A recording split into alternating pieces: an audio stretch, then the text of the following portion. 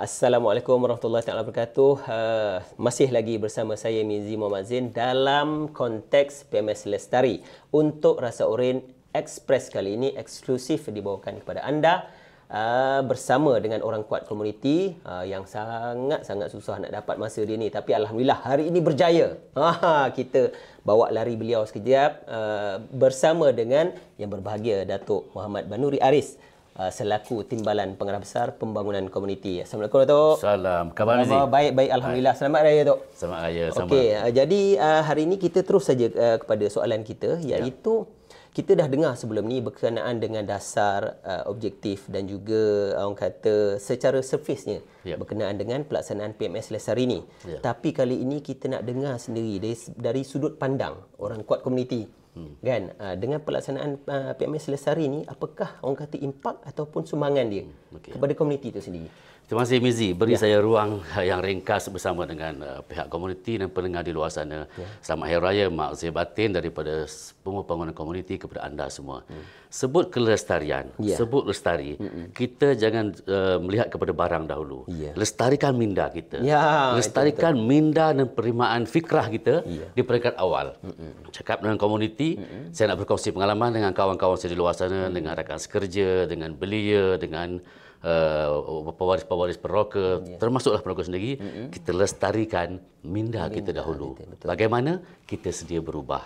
Bagaimana kita boleh menerima segala benda yang baru itu, yang pastinya disedia, diurus, dibuat oleh kepimpinan itu mendatangkan manfaat kepada komuniti. Komuniti siapa dia? Warga peneroka. Warga peneroka, betul. Selepas peneroka siapa? Generasi kedua, ketiga, empat dan kelima.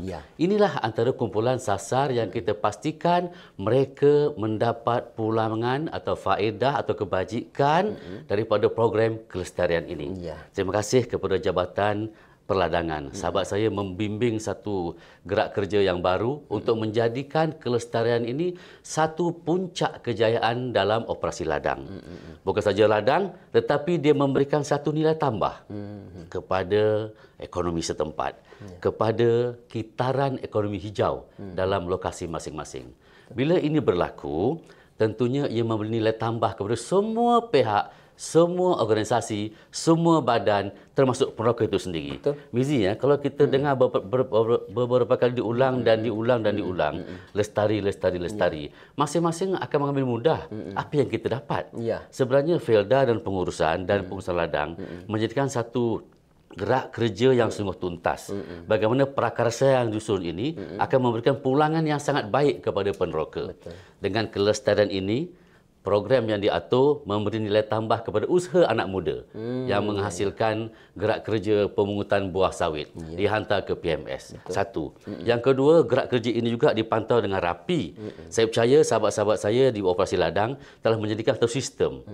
Bagaimana ia dikumpulkan, bagaimana ia dihimpunkan dalam gerak kerja yang tuntas dengan pengangkutan yang strategik menuju ke arah zero defect diesel atau petrol menggunakan elektrik. Ini juga memudahkan cara pengawalan dengan barcode dan sebagainya. Itu nanti akan menjadikan sistem selari terus dengan pihak kilang penerima. Ini sekali harum dan akan memberikan jaminan ketelusan pembelian dan operasi pembelian buah ini berlangsung dengan baik. Bukan sekadar baik, tetapi ia mematuhi satu yang kita panggil pengurusan lebih cekap dan amanah. Itu penting.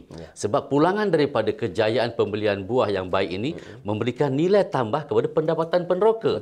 Bukan di situ sahaja, program-program yang berupa impak kecil ekonomi hijau ini akan memberi ruang pekerjaan kepada anak-anak belia, kepada pewaris-pewaris peneroka, kepada menantu, kepada cucu, kepada belia baru, generasi muda hari ini dapat ruang pekerjaan ini.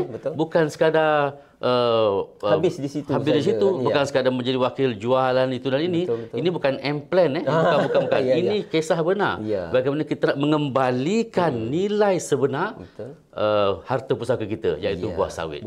Buah sawit itu.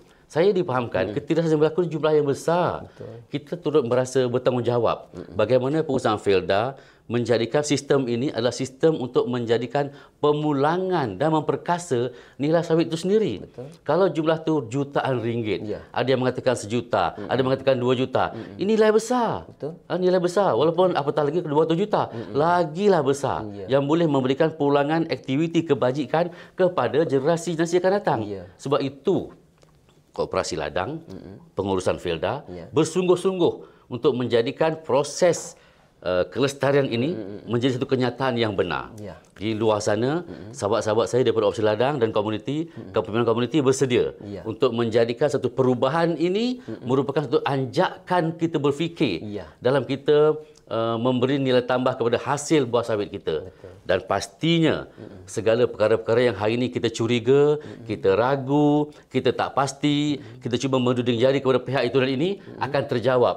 Bagaimana perancangan Operasi Ladang ini dapat melengkapi satu kehendak pengawalan pergerakan buah sawit ini dan ianya bukan sekadar permulaan tetapi boleh diaplikasikan dengan pelbagai produk yang ada di tanah rancangan. Getah, Mizi, jangan lupa. Itu betul. Pun satu kerangka yang perlu kita jaga.